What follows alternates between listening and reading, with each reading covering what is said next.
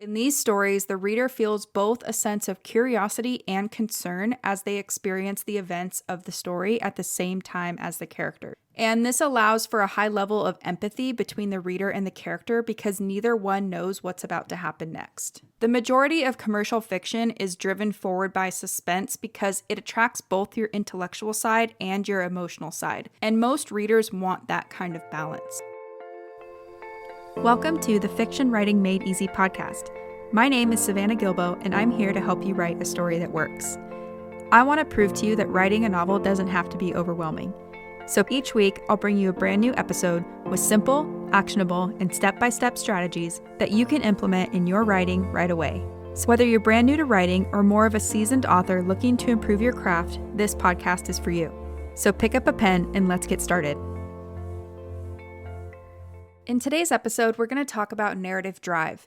And this is going to be a fun one because a lot of you have been asking things like, how do I hook and hold readers' interest from page 1? And then once I have the reader's interest, how do I keep the momentum going in my story so that readers don't get bored? And both of these questions can be answered by understanding what narrative drive is so that you can then use narrative drive to craft a story that works. So first, let's talk about what narrative drive is. In a nutshell, narrative drive is what gives a story its forward momentum. It's what hooks the reader on page 1 and then pulls them through the rest of the story all the way to the end. And according to Robert McKee, narrative drive is created and sustained when a story plays on two primary needs of the reader. One need is intellectual and one need is emotional. So the first need is curiosity, and curiosity is the intellectual need to find answers to questions. So as the protagonist of a story chases his or her goal and is put at increasingly greater risk, the reader is going to be propelled forward by the need to know what's going to happen or how things are going to turn out. And these questions will ideally be answered by the end of the story. So the reader from page 1 is held by a sense of curiosity to find out either what's going to happen or how things are going to turn out. The second need is concern. And concern is the emotional need to experience positive outcomes. So when the reader enters a story on page 1, they're going to immediately try to figure out who's bad, who's good, what's right, and what's wrong. They're going to look for someone, aka your protagonist, to latch onto and care about as he or she pursues that story goal. And this attachment is what's going to be rewarded at the end of the story. So if the reader stays put, they're going to be rewarded by this positive emotional outcome. So one more time, these are two things that kind of hook and hold the reader's interest. One is curiosity, which is that intellectual need to find answers to questions. And 2 is concern, or the emotional need to experience a positive outcome. Now, depending on the genre, a story is going to work to evoke different levels of concern and or curiosity in the reader.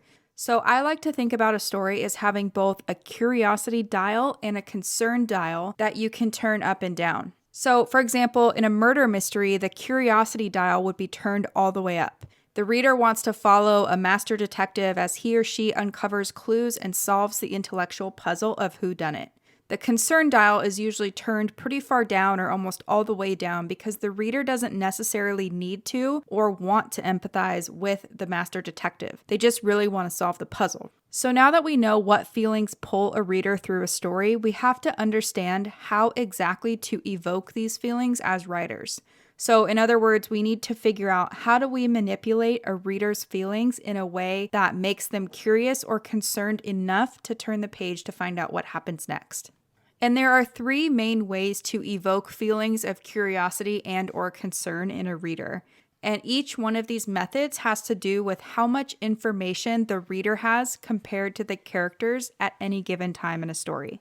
So method number 1 is mystery, and mystery evokes mostly curiosity because the reader has less information than the characters. Method number 2 is dramatic irony, and this method evokes mostly concern because the reader has more information than the characters. Method number 3 is suspense, and this method evokes both curiosity and concern because the reader has the same information as the characters. So now that we kind of have a quick overview of what those 3 methods are, let's dive deeper into each one of them. Method number 1 is mystery.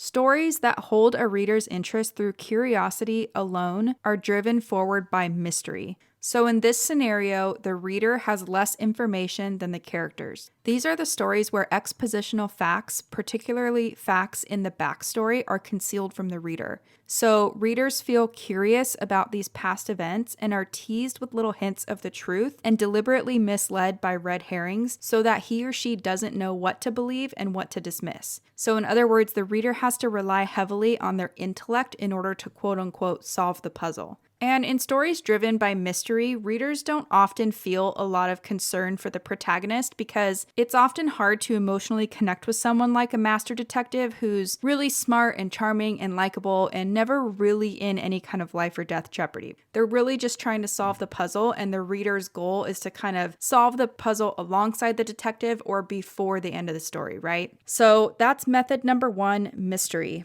Method number 2 is dramatic irony. So stories that hold a reader's interest through concern alone are driven forward by dramatic irony. And in this scenario, the reader has more information than the characters do. These are the stories that sometimes open with the ending giving away the outcome on purpose so that the reader feels a sense of dread or concern as the protagonist gets closer and closer to their fate. Readers already know what's going to happen, so they don't really feel a whole lot of curiosity about facts and consequences, but rather they pay close attention to the motivations and to the forces at work in a character's life to figure out how the character got from point A to point B. So that's method number 2, dramatic irony.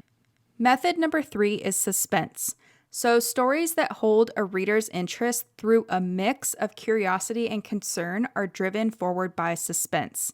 And in this scenario, the reader has the same information as the characters. So in these stories, the reader feels both a sense of curiosity and concern as they experience the events of the story at the same time as the character. And this allows for a high level of empathy between the reader and the character because neither one knows what's about to happen next. The majority of commercial fiction is driven forward by suspense because it attracts both your intellectual side and your emotional side, and most readers want that kind of balance. So that's method number 3, suspense. Now you might be thinking, okay, that makes sense, but how does this help me write a book? Well, first it's important to note that every story has one main question that it raises in the beginning and then answers by the end. And usually these questions are determined by a story's genre. So, for example, romance novels ask some version of, will these characters get together or not? Mystery novels ask some version of, is the murderer or criminal going to be identified and brought to justice or not? Action novels ask some version of, are these characters going to survive or not? You get the idea. It's this major dramatic question that pulls both the reader and the character through the story, and it determines what the reader wants to know and what your character's goal is going to be. So, for example, in an action story, a character's overarching story goal might be something like survive the asteroid attack and save the rest of Earth in the process, right? And then throughout the story, this character would be working really hard to achieve this goal, and the reader would be following along to learn whether or not he or she is going to succeed. This global question and answer pairing is sometimes called the spine of your story or the main story thread. And what this means for you as the writer is that every line or every scene in your story should be moving the character one step closer to achieving their goal and moving the reader one step closer to learning the answer to the question that was raised at the beginning of your story. So not only is this a great thing to consider when you're starting out to write your story, but it's also something that can help you edit your story too. Because if you find yourself writing a scene, or if you've already written a scene that doesn't really contribute to this global question and answer pairing, or this like spine of your story or the main story thread, whatever you want to call it, then you kind of have to question why it's in your draft in the first place, right? So let's quickly recap what we went over in today's episode. First, narrative drive is what gives a story its forward momentum, and it's what hooks the reader and pulls them through the rest of your story. Second, narrative drive is created and sustained when a story plays on two primary needs of the reader.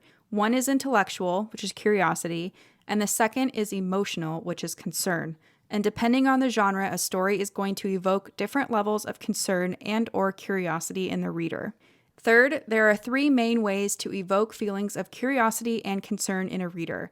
And each method has to do with how much information the reader has compared to the characters at any given time in the story. So method number 1 is mystery, which evokes mostly curiosity because the reader has less information than the characters. Method number 2 is dramatic irony, which evokes mostly concern because the reader has more information than the characters. Method number 3 is suspense, and this method evokes both curiosity and concern because the reader has the same information as the characters. The majority of commercial fiction uses suspense as its main form of narrative drive because it attracts both the reader's intellectual side and their emotional side, and most people are looking for this kind of balance in fiction.